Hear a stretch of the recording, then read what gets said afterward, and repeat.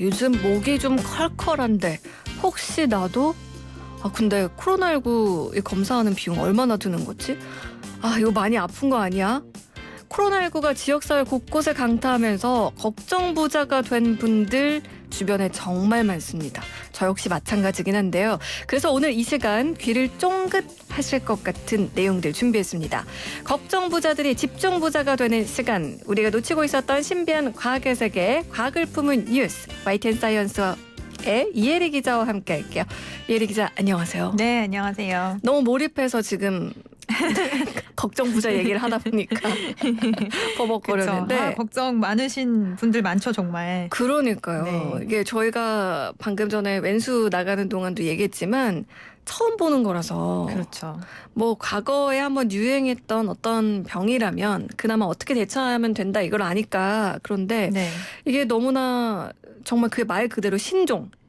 그렇죠. 네. 어떤 적인지 알 수 없으니까 어떤 무기를 갖고 있는지 알아가는 단계다 보니까 조금 더 두려운 것 같긴 합니다. 네. 지금 확진자 수가 4,812명이고요. 사망자가 29명. 그리고 완치자도 또 늘었습니다. 31명. 요렇게 지금 코로나19 현황판에 나오고 있는데. 네.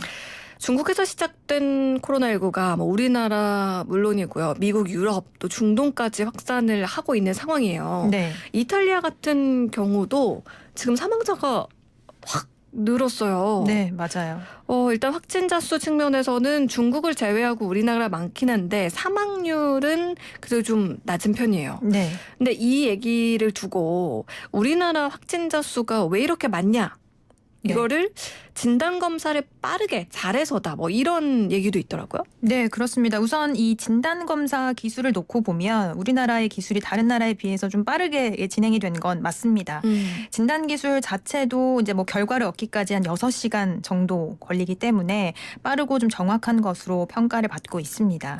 이 처음에 코로나19가 발생했을 때부터 이렇게 좀 빠른 검사가 가능했던 건 아니고요. 네. 초반에는 이 결과를 얻기까지 한 24시간 정도 걸리는 그 기술이 적용이 됐는데 국내 진단 기술을 갖춘 업체들이 개발한 이 코로나19 검사법이 현장에 도입되면서 진단 시간이 24시간에서 6시간 정도로 한 4분의 1가량 대폭 줄었습니다.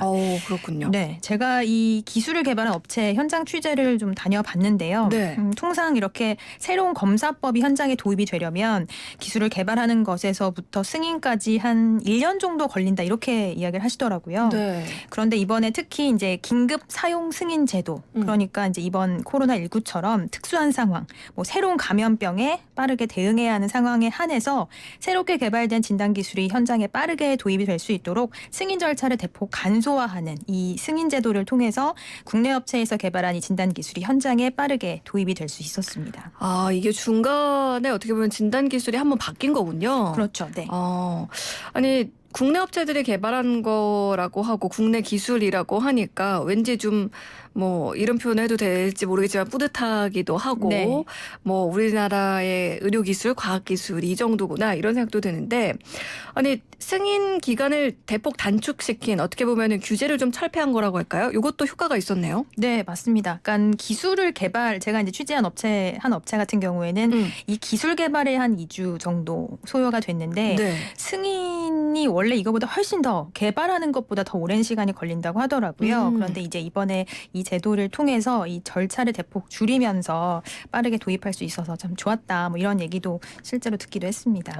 그렇군요. 그러니까 지금 앞서서 24시간에서 6시간으로 4분의 1 정도 단축이 됐다고 하셨는데 요게 이제 이거는 딱 그 검체를 확인하는 시간만 얘기를 하는 거고 네. 실제로 만약에 내가 이런 의심 증상이 있어서 선별진료소에 가서 뭔가 검사를 받는다 이러면은 그 실제 내가 확인 결과를 확인할 때까지는 시간이 좀 더 걸리겠죠?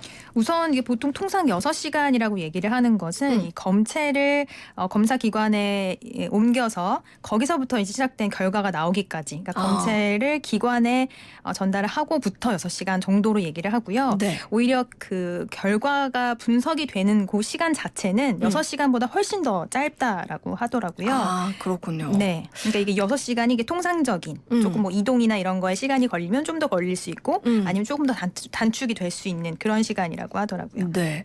아니 우리 보통 임신 테스트기 진단 검사로 가장 이제 쉽게 생각할 수 있는 예 중에 하나인데 이런 거는 정말 간단하게 소변으로 본인이 이제 확인할 수도 있는 네. 그런 테스트기잖아요. 그렇죠. 근데 요거는 그렇게 간단한 건 아닌가 봐요. 그렇죠? 네, 맞습니다. 일단은 검사를 위해서는 장비가 필요하고요.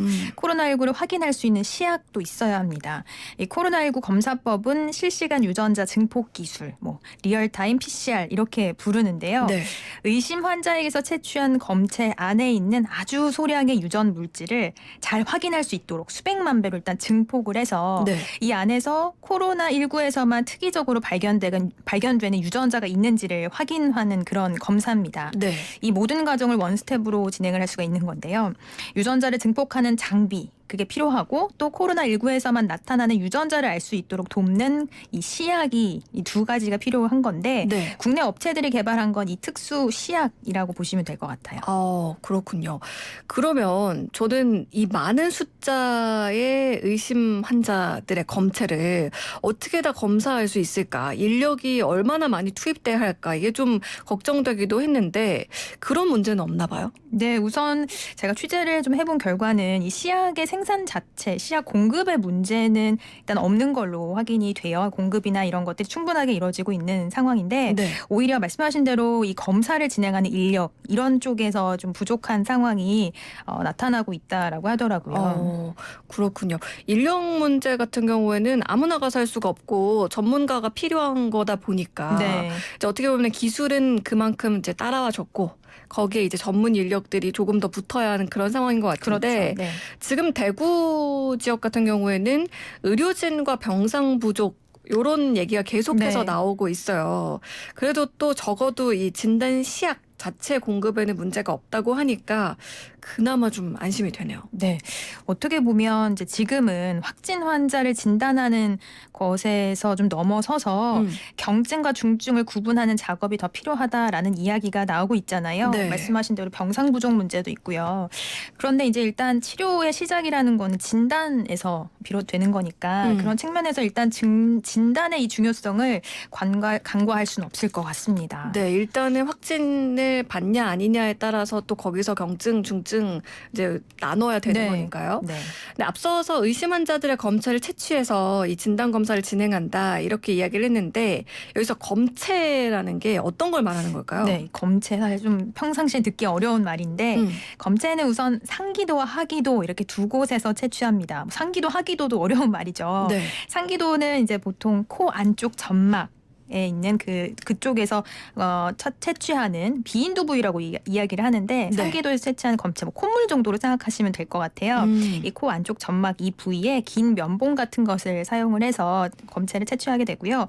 하기도에서는 이제 가래와 같은 검체를 채취합니다. 이 검사 정확도를 높이기 위해서 두 곳에서 모두 검체를 채취해서 진행을 하고 있습니다. 이게 우리 이비인후과 같은 데 가면은 이렇게 코 속에 쑥 네. 넣어서 그리고 목에 이렇게 해가지고 하는 것처럼 네. 그런 식으로 지금 검사가 이루어지는 건데 그 검사 비용과 관련해서도 좀 궁금하더라고요. 이제 의사가 뭐 하라고 하면은 뭐 정부가 돈을 대주는데 본인이 혹시 걱정돼가지고 그냥 가서 받으면 돈을 좀 많이 내야 된다. 뭐 이런 네. 이야기가 있더라고요. 네. 우선 쉽게 말해서 의사 판단에 따라 코로나19로 의심이 되는 경우에는 진단검사비를 내지 않고 있고요. 네. 의심이 드는 상황이 아닌데 말씀하신 대로 나 좀 받아보고 싶다. 그러면 한 16만 원 정도의 검사비를 내게 됩니다. 의심 환자로 판단이 돼서 검사를 진행은 했는데 결과적으로 음성이 나왔다. 그렇다고 해도 검사비를 받는 거는 아닙니다. 그런데 만약에 의심 환자로 판단되지 않았지만 그래도 내가 검사를 받아보고 싶다고 해서 받았는데 양성이 나왔다. 네. 그러면 그 검사비를 다시 돌려받게 됩니다. 그러니까 혹시라도 정말 내가 지금 의심 증상이 있고 불안하다 싶으면 일단은 돈을 내거라도 받는 게 네. 좋을 것 같긴 한데 네. 또 이게 금액이 만만치 않긴 하네요. 그렇죠. 근데 일단은 현실적으로 이 검사를 하는 사람도 좀 부족한 상황이고 또 그 보건소가 또 굉장히 붐비기도 하거든요. 네. 그래서 특별히 뭐 코로나19와 연결고리가 없고 증상이 없는 경우에는 단지 마음이 불안해서 검사를 받는다는 거는 조금 무리가 있지 않을까.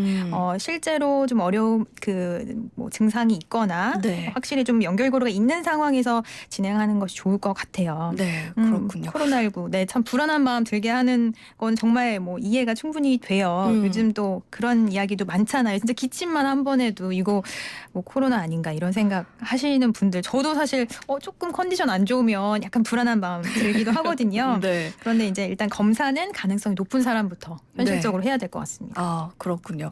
아니, 지금 뭐 불안, 걱정, 심지어는 우울감까지 느끼시는 분들이 많고, 그래서 뭐 코로나 블루다, 뭐 이런 이야기들까지 나오고 있는데, 전반적으로 많은 분들이 좀 위축된다고 해야 될까요? 네. 뭐 실제로 오늘도 사회적 거리두기 얘기를 계속 하긴 했지만 뭔가 신체적으로 활동 반경이 좀 위축되는 것도 있고, 그렇죠. 심리적으로도 사람들이 괜히 좀 더 예민해지고 그게 좀 불안하고, 이게 어쩔 수 없는 것 같아요. 그렇죠? 네, 그렇습니다.